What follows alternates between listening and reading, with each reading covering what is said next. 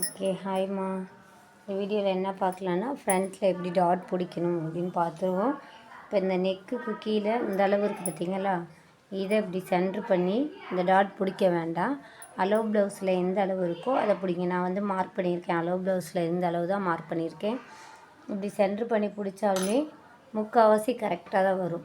ஏன் கால்வாசி கம்மியாக வராது? ஒரு 20% இந்த இந்த மெத்தடு வந்து ஃபாலோ பண்ண முடியாது. ஏன் அப்படின்னா, இப்போ 6 இன்ச் 6 இன்ச்சு தான் நெக் வந்து நம்ம இறக்கம் வைப்போம்.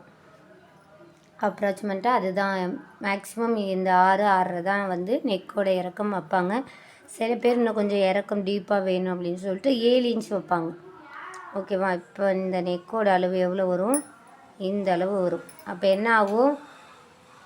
இந்த இடமும் இந்த இடத்தையும் சென்ட்ரு பண்ணிங்கன்னா எங்கே வரும்? இந்த இடம் வரும். சரியா? அதனால் இங்கே நெக்கோட இறக்கத்துலேருந்து இந்த இடத்த சென்ட்ரு பண்ணி என்றைக்குமே டாட் பிடிக்காதீங்க. ஓகேவா? அளவு ப்ளவுஸில் அளவெடுத்து நீங்கள் மார்க் பண்ணுங்கள். ஓகேவா? இப்போ ஓரத்தில் ரஃப் அடிச்சுக்கிறேன். ரஃப் அடிச்சுட்டு ஒரு 2.25 to 2.5 இன்ச் அளவுக்கு நம்ம இந்த தையலை போட்டுக்கலாம். ஓரத்தில் இருந்து ஸ்டார்ட் பண்ணும்போது ரஃப் அடிக்கணும், அந்த தையலை கீழே விடும் போதும் ரஃப் அடிக்கணும். சரியா? அப்போ தான் கண்டிப்பாக அந்த தையல் பிரியாமல் இருக்கும். அடுத்து இந்த சென்ட்ரு டாட்டு இந்த இடத்துல அர்க்காத் பண்ணியிருக்கல, அதில் இப்படி வைங்க. வச்சுட்டு எவ்வளோ நான் வந்து அளவு ப்ளவுஸில் இருந்ததுன்னா 1 இன்ச் அளவுக்கு 1.25 இன்ச் அளவுக்கு இருந்தது. அதுலேருந்து நான் வந்து இப்படி ஸ்ட்ரைட்டாக ஒரு லைன் போட்டுக்கிறேன். ஓகேவா?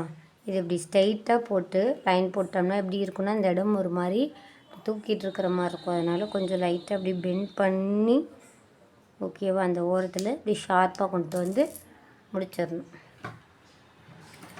அதே மாதிரி ரஃப் அடித்து ஸ்டார்ட் பண்ணுங்கள்.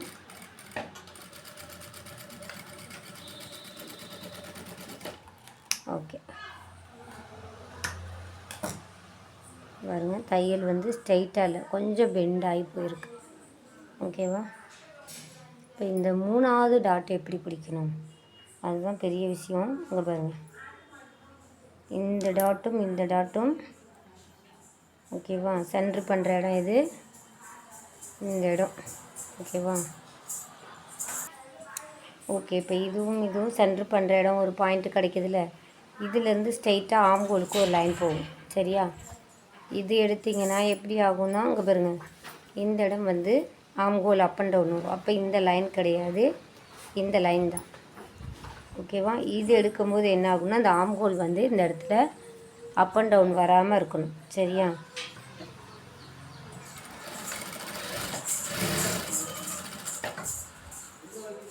இந்த தையல் மட்டும் கொஞ்சம் 2 தையல் விட்டுருங்க. ஏன் அப்படின்னா, ஸ்லீவ் இப்படி இழுத்து போடும்போது ஆம்கோல்லேருந்து வர தையல் வந்து நிறைய அளவு ப்ளவுஸில் கட் ஆகியிருக்கு. ஓகேவா? அதனால தான். ஓகே, இப்போ இந்த இடம் வந்து எப்படின்னா, உள்ளே வளைஞ்சிருக்கிறதுனால என்ன ஆகுன்னா, அந்த கச்சைப்பூ வந்து வெளியில் பெண்ட் ஆகி வரும்.